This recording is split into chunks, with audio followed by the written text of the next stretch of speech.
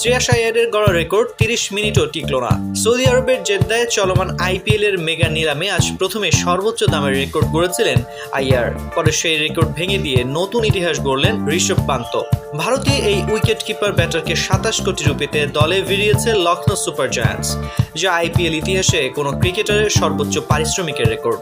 Indian premier লিগের 2 দিনব্যাপী mega নিলামে ওঠানো হচ্ছে 577 জন ক্রিকেটারকে, তবে আজ তোলা হচ্ছে মাত্র 84 জনকে। নিলাম থেকে মোট 204 জন ক্রিকেটারকে কিনতে পারবে 10টি দল। তাদের মধ্যে সর্বোচ্চ 70 জন বিদেশি ক্রিকেটার হতে পারবে। আজকের মেগা নিলামের প্রথমেই তোলা হয় ভারতীয় পেসার আর্শদীপ সিংকে।